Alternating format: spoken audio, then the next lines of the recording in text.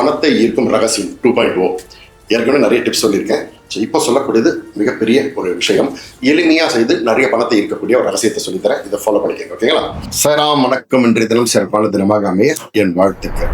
சுக்கிர ஹோரை நம்ம கேலண்டர்ல பின்னாடி பக்கம் பாருங்க, ஹோரை கணக்கு இருக்கும். ஏற்கனவே ஹோரை பத்தி நான் தனி வீடியோ இருக்கு, அதை கூட போய் பாருங்க எப்படி ஹோரை பார்க்கணும்னு. அதுல ஹோரைன்னு இருக்கும். அந்த ஹோரையில அந்த டைம் நோட் பண்ணிக்கோங்க. சுக்கிர ஹோரை டெய்லி எப்போ வருதுன்னு ஒரு பேப்பர்ல நோட் பண்ணி இதை மெயினா கணக்குல வச்சுக்கணும். ஓகேங்களா? பணத்தை ஈர்க்கக்கூடிய ரகசியத்தில் இது மிக முக்கியம்.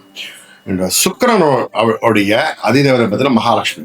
ஸோ இவங்களை கனெக்ட் பண்ணக்கூடிய விஷயம் தான் இப்போ நம்ம பேச போற விஷயம்.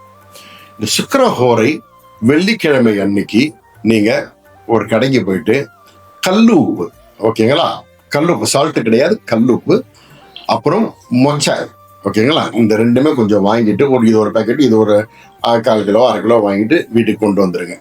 சுக்கிர ஹோரையில கொண்டு வந்து வீட்டில் வைத்தால் பணம் தானாக வந்து சேரும். இது ஒரு தாந்திரிக பரிகாரம். அடுத்து பாத்தீங்கன்னா, இந்த சுக்கிர ஹோரையில பாத்தீங்கன்னா வில்வ மரம் இருக்கு இல்லையா, இந்த வில்வ மரத்துக்கு பால் ஊத்துங்க. அது எப்படி ஊத்தணும்னு சொல்றேன். ஒரு பெரிய டம்ளர்ல தண்ணி ஊத்துருங்க, அதுல கொஞ்சோண்டு பால் ஊத்துங்க.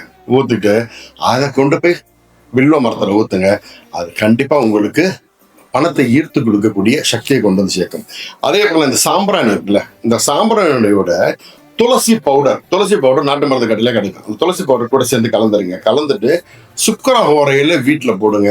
பணம் எங்க வருது தெரியாது, தானா வந்து சேரும். அதே போல பாத்தீங்கன்னா செந்தாமரை இருக்குல்ல, அந்த செந்தாமரை வாங்கிட்டு வந்துருங்க. அந்த இதழ்களை பிச்சு எடுத்து வச்சுக்கோங்க. அது 108 கவுண்ட் பண்ணி வச்சுக்கோங்க. கவுண்ட் பண்ணி வச்சுட்டு ஒவ்வொரு இதழா எடுத்து ஒரு விளக்கு ஏற்றி வச்சிடணும். பூஜை ரூம்ல வெள்ளிக்கிழமை அன்னைக்கு சுக்கிர ஹோரையில செய்யறது ரொம்ப விசேஷம். விளக்கேற்றி வச்சுட்டு அதுக்கு பக்கத்துல ஊதுவத்தி ஏத்துறீங்க, வாசனையான ஊதுவத்தி. ஒவ்வொரு இதழ எடுத்து ஓம் ஸ்ரீம் ஸ்ரீயை நமக அப்படி சொல்லி ஓம் ஸ்ரீம் ஸ்ரீயை நமக அப்படின்னு ஒவ்வொன்றா போடுங்க. ஓகேங்களா? போட்டு மகாலட்சுமி எனக்கு பணத்துக்குரிய வாழ்க்கை நல்லா இருக்கணும், நான் சந்தோஷமா இருக்கணும், அதுக்கு நீ தான் அனுகிரகம் பண்ணணும், பிரார்த்தனை பண்ணுங்க. கண்டிப்பா எங்கிருந்து பணம் வரும்னு தெரியாது, ஏதோ ஒரு விதம் உங்களுக்கு பணம் வரும். பண பிரச்சனைகள் தீரும், அனாவசிய செலவுகள் ஆகாது. ஓகேங்களா?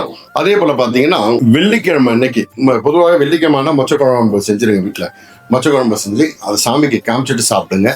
கண்டிப்பாக வீட்டுக்கு பணம் வந்து சேரும். அதே போல தொடர்ந்து 11 பௌர்ணமி மிஸ் பண்ணாம சத்யநாராயண பூஜை பண்ணுங்க.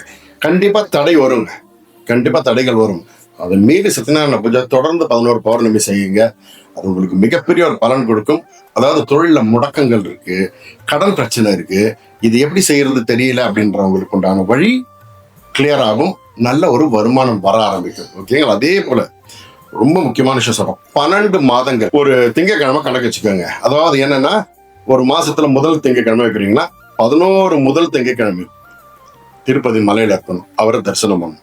ஓகேங்களா? பார்த்துட்டு அந்த இரவு அங்க தங்கிட்டு, நாராயணா எனக்கு என்ன பண்ணுவது தெரியாது, நீ பார்த்துக்க என் வாழ்க்கை அப்படின்னு சொல்லிட்டாங்க. தொழில எப்பேற்பட்ட பிரச்சனை இருந்தாலும் தீரும். உங்க வாழ்க்கையில என்ன நினைக்கிறீங்களோ அதை நினைச்சு காமிக்கலாம். பெரிய லெவல் ஆகும். சின்ன விஷயங்கள் பெரிய பலன்கள். பாபா உங்களுக்கு கொடுத்தனா இருப்பார். நல்லது நடக்கும், நல்லது மாத்திரமே நடக்கும். சாய்ராம்.